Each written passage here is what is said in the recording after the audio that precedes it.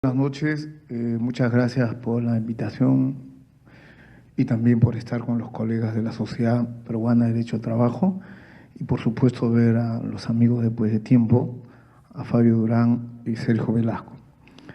El tema que nos ha convocado hoy día es también a la luz de las exposiciones internacionales que hemos tenido, es poder comentar un poco lo que está pasando en nuestro país con este último dictamen del Congreso de la República, ¿no? Y en ese sentido, pues desarrollaré tres temas, breves, por cierto, porque tengo solo 8 minutos, y insisto a la luz de lo que se ha desarrollado, es decir, de Sergio y Fabio. En primer lugar, este dictamen aprobado, como todos sabemos, ¿no? Y se aprobó incluso curiosamente, en el Congreso de la República, se ha utilizado un supuesto, un supuesto falso, por supuesto, ¿no? Que las personas tienen capacidad de emprendimiento y que a los 65 años podrían utilizar bien ese dinero retirando del fondo que tenían. Por un lado, y por otro lado también se utiliza un argumento que no se ha dicho, pero vamos a ver cómo analizando el articulado, es que estas personas de 65 años no tendrían problemas de salud. Entonces, es curioso, ¿no? Porque justamente a esa edad donde más se necesita atención médica. Pero en fin, todos sabemos, y esto ha insistido tanto Sergio como Fabio, que en la realidad las personas priorizan un gasto corriente, ¿no? Un gasto inmediato, ¿no? Y el problema del ahorro para el futuro pues queda siempre pendiente, ¿no? Y por esa razón se ha dicho, y es así en la legislación, así nació la seguridad social, por eso es que las pensiones tienen carácter obligatorio. Ahora, y sobre este tema pues existe muchísima bibliografía, muchos tratados, ¿no? Y especialmente hay uno que me parece el más conocido, que es lo del bien preferente, ¿no? Porque evidentemente en la sociedad hay muchos bienes y el caso del seguro social o la seguridad social en general, pues es un bien, como la pensión, es un bien preferente que el Estado lo que hace es responsabilizarse y obligar a sus ciudadanos a que puedan cotizar, a que puedan aportar, ¿no? Eso lo ha desarrollado muy bien este premio Nobel de Economía, Stiglitz, Joseph Stiglitz, y que en realidad es uno de los fundamentos para que tengamos, digamos, podamos sustentar lo que es el seguro social, ¿no? Bien, en este dictamen se aprobó que la persona que llega a 65 años puede retirar el 95.5% que en este caso concreto hay un tema colateral que mencionaba el de salud, ¿no? Porque si nosotros analizamos nuestro país, tenemos un sistema privado de pensiones, pero no tenemos exactamente igual un sistema privado de salud. Lo que tenemos es un sistema complementario de la EPS, pero todos están como una capa, digamos, uniforme, asegurados en salud. Y para ello los pensionistas pagan también, ¿no? Justamente lo que se ha hecho esta reserva del 4.5% sería para ellos, supuestamente.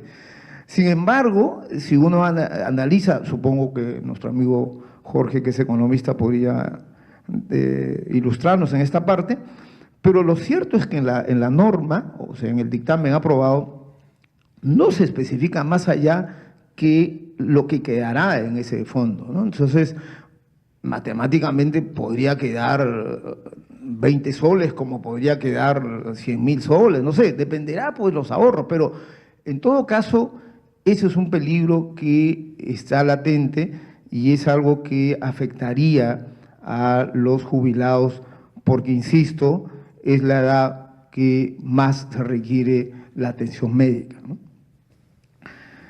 Bien, también hay otro tema que se ha aprobado, que también lo que hace es desnaturalizar este sistema, ¿no?, de sistema previsional, es el uso del 25% como garantía de un crédito hipotecario, ¿no? Esto evidentemente,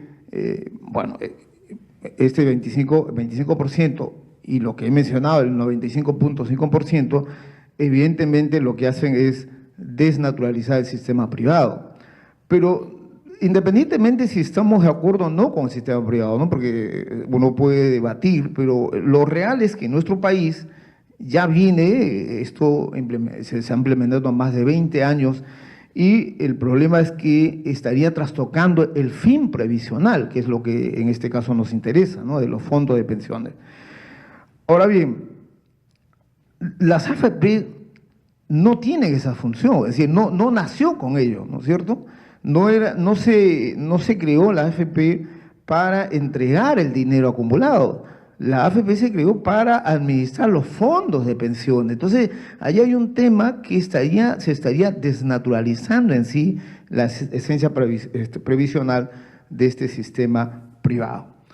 Bien, dicho esto como primer punto, el segundo punto que quisiera mencionar es que estos cambios que ahora están pues en las primeras planas, en todos los periódicos y uno cuando conversa con la gente, la mayoría están de acuerdo, alguna gente contenta, porque claro, podrán tener un crédito hipotecario, podrán retirar el 95.5%, etcétera, pero el tema es que el tema más de fondo, ¿no? El problema es cómo enfrentar este sistema previsional. Y al respecto, evidentemente, tenemos que ir más allá de lo que se ha aprobado, y este es un buen momento también para poder analizar como sistema previsional, ¿no? Y en ese sentido, en nuestro país, desgraciadamente debo decirlo, no está funcionando bien, ¿no? El sistema público no otorga pensiones a todos, incluso, que es lo más injusto, que incluso a aquellos que aportan, pero si no llegan a los 20 años, evidentemente no van a tener su pensión.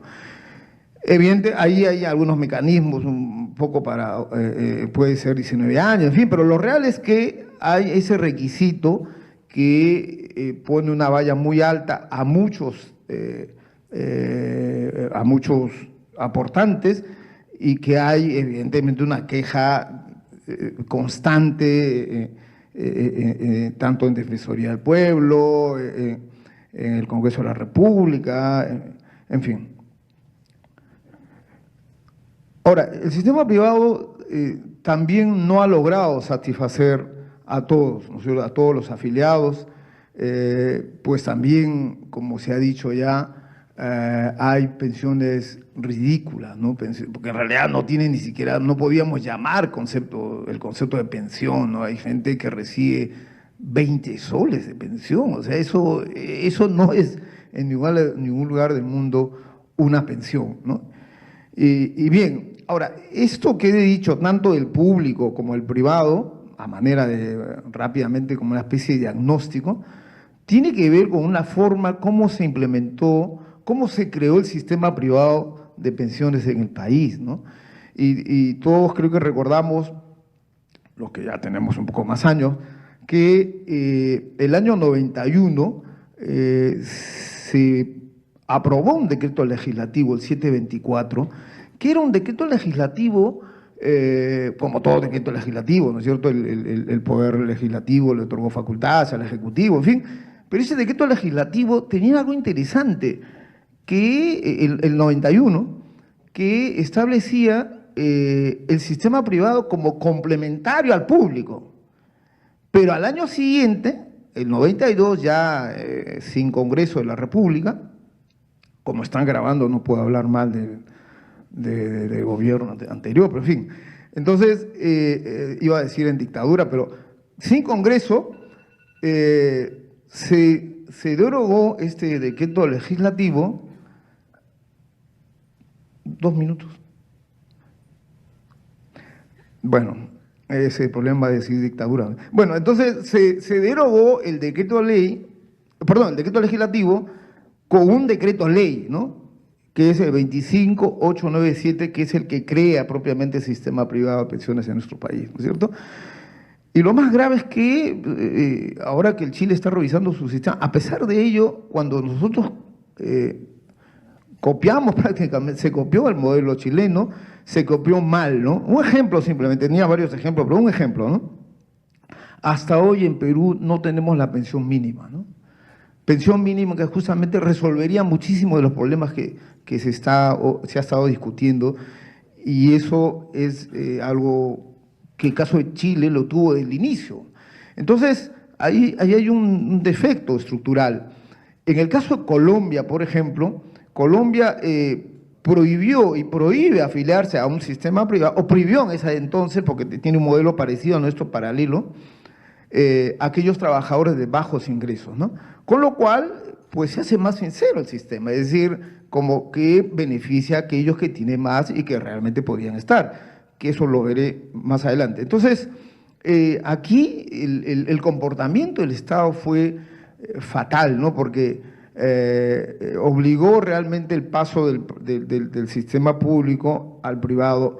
Recordamos también que se aumentó un 4% a las remuneraciones a los trabajadores que se pasaran al sistema privado, con lo cual evidentemente la gente mayoritariamente, masivamente se pasó, y lógicamente sin saber que luego podía tener una pensión de 10 soles o 20 soles, ¿no? Entonces, ese es un poco el problema. Ahora, ya para concluir, mi tercer punto que quería era qué hacer, ¿no? Porque hay un problema serio, es un problema que todavía no se sabe si se vamos a tener ley o no, porque todavía ni siquiera está en autógrafa, ¿no? El presidente del Congreso ha señalado que mañana enviaría al Ejecutivo, y ahí tendrá 15 días, pero el Ejecutivo ya anunció que va a observar, y parece ser que el Congreso insistiría, ¿no? Aunque con este periodo también de vacaciones, de receso parlamentario, parece ser que podrían haber cambios.